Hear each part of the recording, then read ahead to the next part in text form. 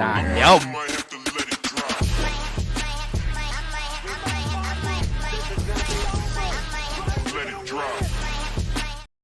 What's going on, Lions fans? Stephen Will back again. All is well. Again, had to put out a little disclaimer yesterday. You know, when we have to do solo shows. How was senior night, Will? How was senior night last night? Emotional. It was I, emotional, man. don't let Yeah. Will fool you. He's a gigantic teddy bear. All right, all bark, Yeah. no bite. Yeah. Yeah. Loves There's no puppies. bark. Loves Yeah. hugs. Yeah. Yeah. Cats, man. The Mm. whole shebang, man. No, man. It's just crazy, man. Time has flew by, man. But it was cool. They ended up winning the game.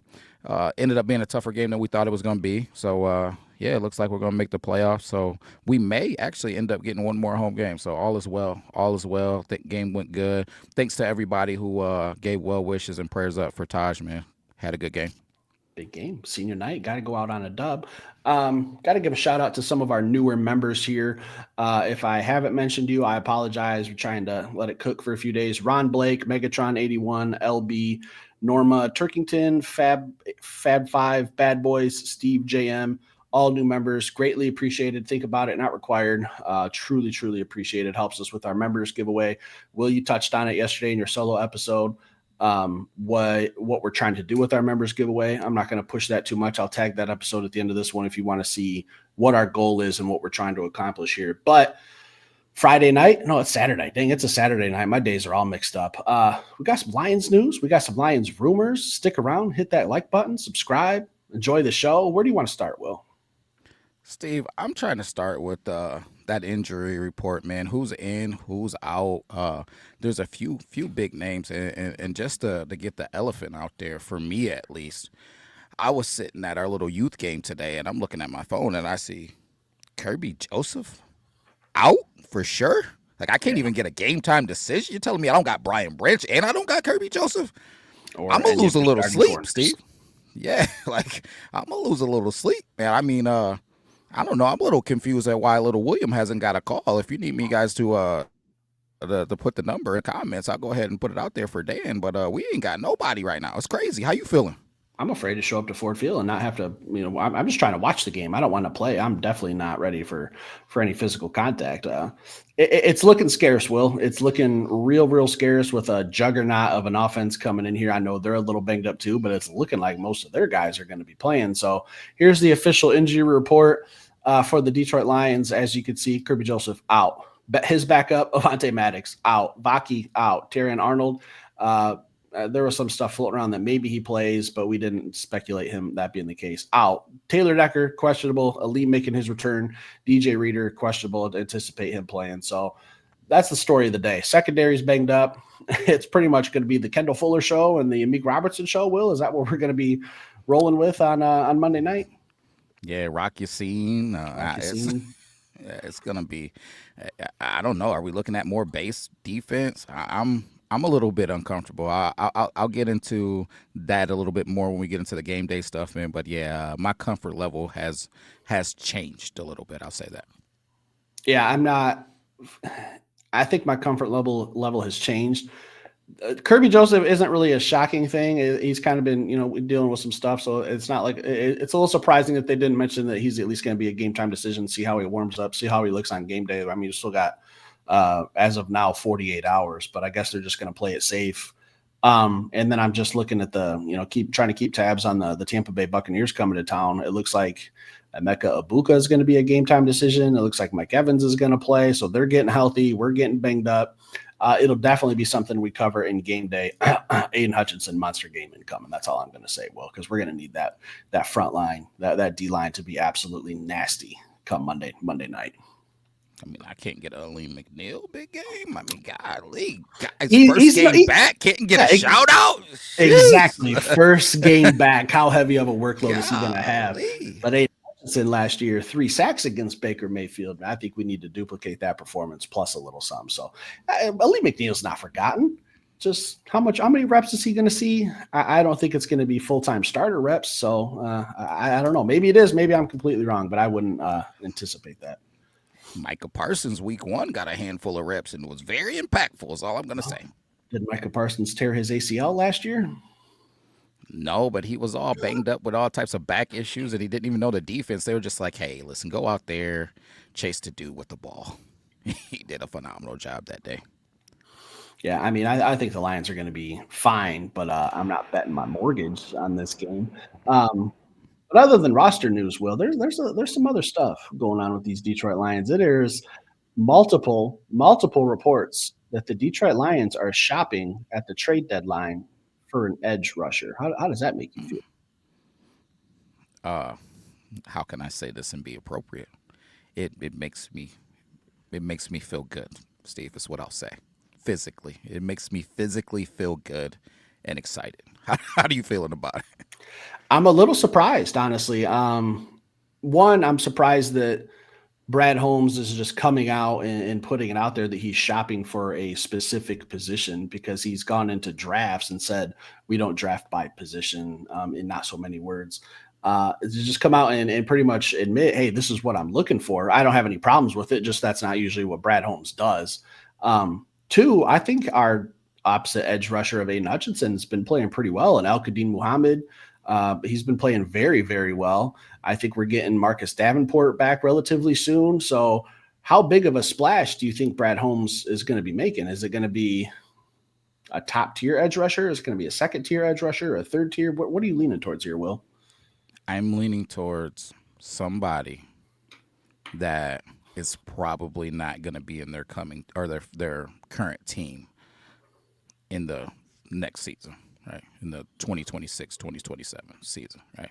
That's what I'm leaning towards. Somebody that they know is either going to be a free agent or off of the books, or someone that is probably in the midst of a rebuild and not wanting to be a part of that rebuild. Somebody like that is what my expectation is. I won't speculate more than that, but to crush some dreams right out of the gate, I don't think that it's going to be Trey. Sorry, guys. I don't think that it's going to be Trey, but I do believe that it could be somebody that's impactful and just makes sense. Brad is always shopping, but I don't really think that it's as much Brad leaking it or saying it as it is he's shopping around, poking around, asking some questions. Some agents are trying to drive some prices up. So they're letting it be known, hey, listen, Brad's shopping around. So if you want to get a deal done, maybe you call me and you get this thing done, man. So I don't know. It'll be something to keep an eye on, but I'm not expecting any super splashy, crazy name. It'll be someone that's probably a second tier guy with potential. I'm with you 100%. I know that there's still a lot of Lions fans that are plugging and begging for Trey Hendrickson. And I put out an episode yesterday with some trade stuff, and I was looking at someone else from the Cincinnati Bengals because I don't know exactly what the Bengals are doing. They're still alive in their division. So as of today, I don't think they're selling because they just traded for a quarterback. So they're trying to give this thing every bit of juice that they can squeeze out of it to make a run in the playoffs and maybe Joe, yeah, give this thing some TLC, some tender love and care until they can get Joe Burrow back. So they're trying to keep their dreams alive.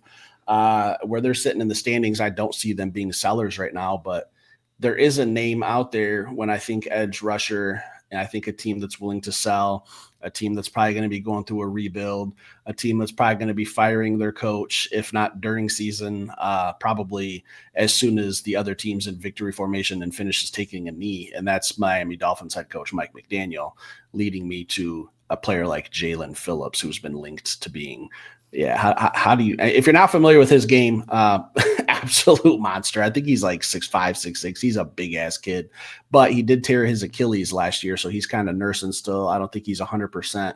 I'm not even fully committed to say where I know exactly where he's at in his recovery process. So, he's a name that's very, very intriguing to me. If he's available, I'd be over the moon if he's a Detroit Lion. Well, what do you think about Jalen Phillips from the Miami Dolphins? Fits, just fits. If we want two guys that can rush the passer, problem solved.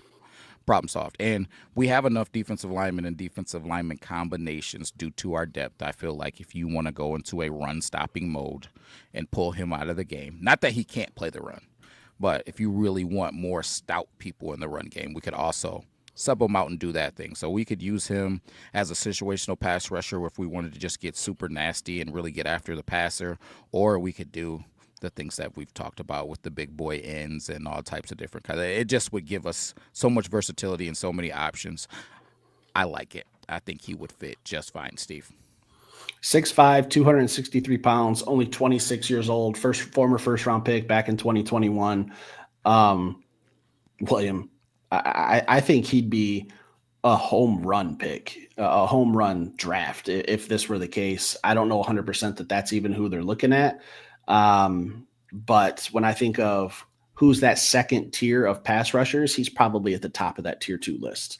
All right. We're not getting Max Crosby. We're not getting Myles Garrett. We're not getting Trey Hendrickson. Although, like, I'm sick of even seeing them pop up on thumbnails. It's not going to happen. It's not going to happen. When you want to look at a realistic trade, with Brad Holmes admitting that he's looking at an edge, someone like Jalen Phillips, I think, is very, very likely to be traded. It's just what are they going to be asking for in return? Because you draft a former first rounder, maybe the price is a little high, but what would you be willing to give up, Will? Uh, Steve, uh, a guy coming off of an injury, it Brad Holmes guy, prove it. yeah, I think that drives the price down.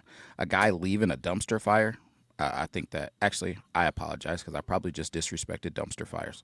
But a guy leaving a bad situation, a bad situation, a dire situation, I think that also drives the price down because this could easily be a situation to where he don't want to be there. So I'm thinking I'd have to look at. I haven't looked at it, but initially in my head, I'm thinking probably third, fourth round pick, maybe Absolutely. maybe some type of piece. A pick and a player, someone that maybe they want back. I don't even want to get into the whole who would we give up. That's a slippery slope. But I'm with you on a day 3 pick. I'm definitely not giving up a first or second rounder for sure. And he is playing. So when I said earlier that I'm not sure where he is in the recovery process, he's not producing like he was a couple years ago. Like at this point in the season, he's only got 1 sack, 10 solo tackles, but his potential is absolutely through the roof. Like when I think of a big athletic, fast, twitchy kid to play on the other end of Aiden Hutchinson with just all the intangibles, this is like what you would draw up in a lab. It's just coming down to me for what would we have to give up to get him? Because he's still on a rookie deal. So we don't even have to talk about what kind of deal we'd be taking on. It's not a massive contract. It's still on a rookie contract. Would he want to stay here long term? Is Detroit a place where he can see himself, being the number 2 guy with Aiden Hutchinson for 3-4 seasons after his rookie deal's up? And how is he going to perform on a winning team? Because that could drive you. I think maybe he's just kind of caught up with, man, I'm playing for the Dolphins. Like we're butt cheeks right now. I don't really want to go out there and risk it all for this team when we're not really going anywhere. But if I were to go to Detroit, they're thinking Super Bowl. That could juice you up a little bit, Will. So I think this would be a 10 out of 10 trade if this is the guy. This is just one player we're talking about, but that edge position is something that we've been calling for Brad Holmes to address for 2-3 seasons now. So he's finally put it out there that he's looking. This is the first name that popped up for us. Yeah, I like it. And before people get into the comments, I recognize all of the things. So I recognize that he is not the prototypical guy from a body standpoint that we like to put opposite of Aiden Hutchinson. So just remember and kind of just think about the things that I said initially with us having guys on this roster who can play big boy in. Maybe he's a situational guy for us. So I'm just trying to I like to get ahead of the game sometimes when people try to punch us in the face with. It's quite often. Oh, you guys, well, what about he doesn't fit? Oh, it doesn't fit the scheme. Oh, it can't. We hear it all. I know, but this is one guy. We'll probably have more conversations going forward of some other targets going. What I was doing yesterday was looking at teams and just picking out like the bottom 2 teams in each division and saying where are they at. So I picked the Titans. They're another one, and I know a lot of people if you don't follow a lot of football, but you're maybe familiar with the name Jeffrey Simmons, that's also a name that's not going to happen. Titans came out today and said, hey, yeah, we're probably selling. We fired our head coach. We're rebuilding. Jeffrey Simmons is not leaving Tennessee. So I'm just going to put that out there now. Not even worth talking about. But I know some people have asked me if that was a possibility. I don't think it was with where our roster is anyway. And to take on a massive contract, not happening. I agree. What Yeah, I else you agree. got All of tonight, these big Will? names, man. It's just the money, man. It boils down to these contracts. It's fun to talk about, Steve. You say it Oftentimes, this isn't Madden football. This isn't like turn the salary cap mode off and just get whoever you want on your team. That's not how this thing works, unfortunately. If it was, maybe we are going after the Max Crosbys and Trey Hendersons and Miles Garrett's. And maybe I'm just naming our D line, add TJ Watt and then Aiden Hutchinson. Like, I don't know. Maybe we got some type of crazy rotation where we just do nothing but get sacks. But just not real life. But Steve, I do have something that's really on my mind from an emotional standpoint. I'm emotional about it, and I try to pride myself in not being an emotional person, but I'm pissed off about it. And I said that I wasn't going to talk about this anymore, but today has made me talk about it. I didn't even talk about the little video that Louis Riddick put out and all that other stuff, but no fines for the Kansas City Chiefs. No fines.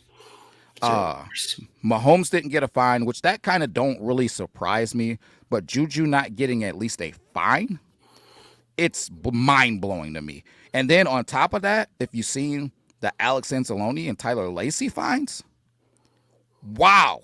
I couldn't even tell you what play they're getting fined for. Yeah, I watched the plays and I had to look at them multiple times, and I still didn't see where they should be getting fined. Like, I think Alex Anzalone was like 12 grand.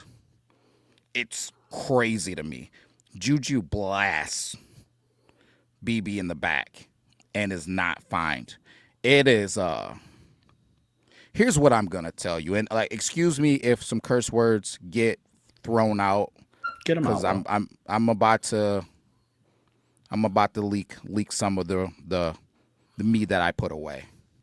Here's what I'm gonna say.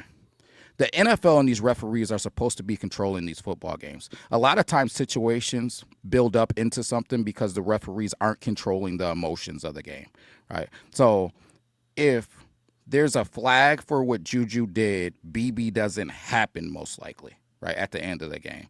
Part of his frustrations is he feels like he's not being protected by the referee.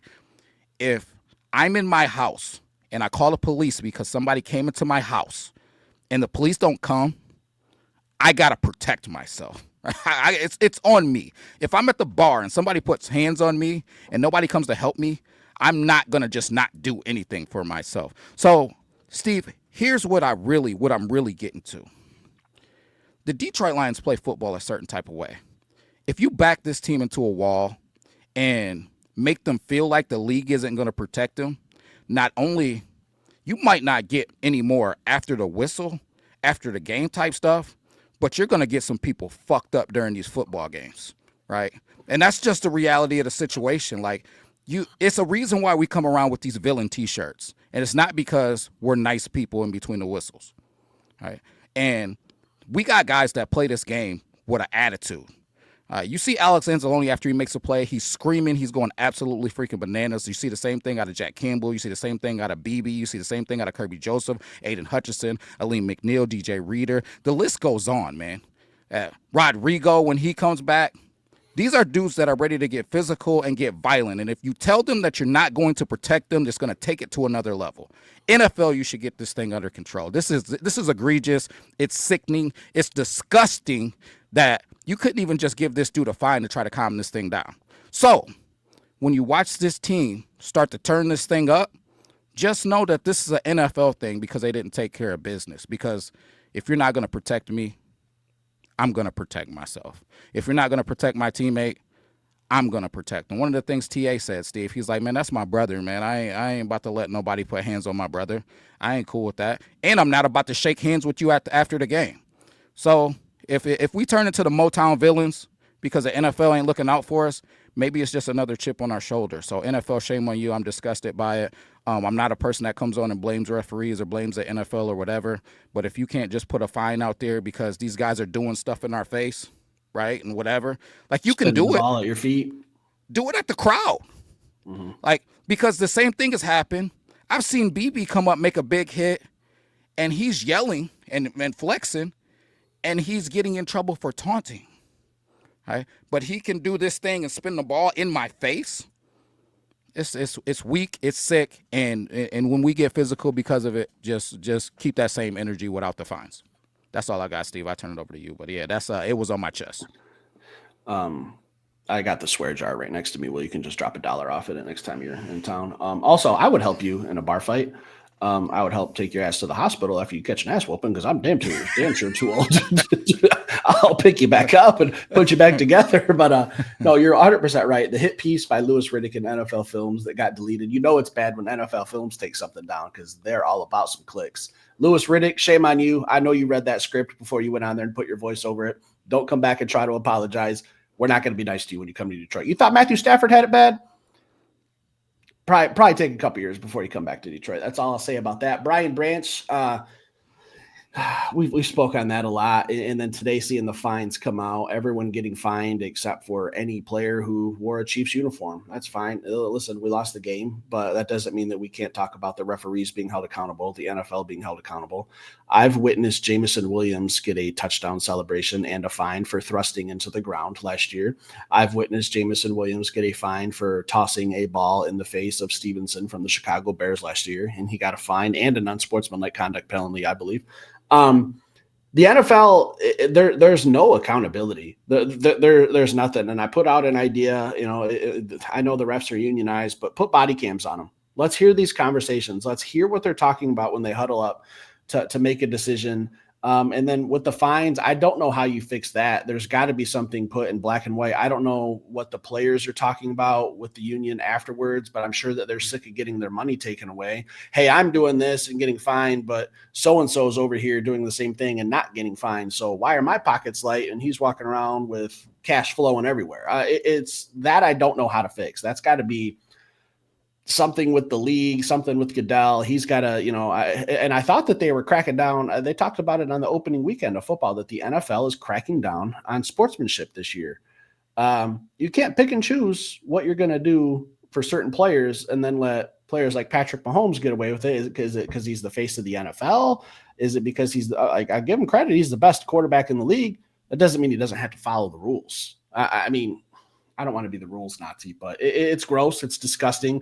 Alex Anzalone getting fined, and I haven't even seen the play, but off the top of my head, I can't think of what he did. I'll have to look at it when we get off here, but you're 1,020% right, Will. Like it's across the NFL. There's got to be something done.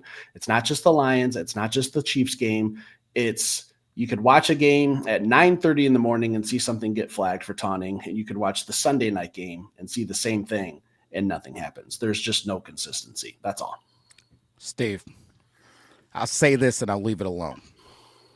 NFL taunting rule reads as this: unsportsmanlike conduct defined as using baiting or taunting acts or words towards another player with ill will or derogatory or in a derogatory manner will be a 15-yard penalty.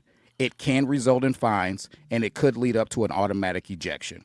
Right. So if you're doing it directly at a player, right, it's considered taunting. So if I'm flexing in your direction and spinning a football in your face, that's taunting. Right. If I'm even after the football game, if you watch the film, you see Juju say something in the direction of Brian Branch. You can't hear it, but you can see this. Right. Yeah, I sure would imagine he's not saying, "Hey man, you had a great game, man." Yeah, I don't think he's asking for his address for Christmas cards. You know what I'm saying? So that's just the bottom line. This is weak to me, man, and I hate to keep talking about it, but today I felt like it was pertinent. Today is the day where the NFL puts out on Saturdays. It has a whole board that it talks about who is on the list of individuals who got fined. So today is the day that last bit of information came out. So I thought it was pertinent, man. And as you guys can see, it's got me fired up, man. This is something that the NFL talked about. They were going to be putting a huge emphasis on this season and to not take care of that after the fact. If it was live, they missed it. Okay. But no, you've had a whole freaking week to review the film and the footage and come out and make a decision. Here's the bottom line, Steve. These motherfuckers sell a bunch of jerseys. They've won a freaking bunch of Super Bowls, right? And I get that that aspect of it, but we gotta be fair. And if it's not gonna be fair, Detroit Lions, go ahead and make it fair between the lines and between the whistles. I'm not asking for anything nasty or anything. We're not trying to hurt anybody or whatever, but just turn up the level of physicality, man, and use it as another chip for you guys to have on your shoulder. Can't wait for Monday night. I think that's going to be one of the most physical games we've seen the Detroit Lions play against a damn good Tampa Bay Buccaneers team. Can't wait. We're banged up. No excuses. Dan Campbell better have the boys ready because there's no margin for error in this one. Stick around, hit that like button. We'll be back later with another show. Peace.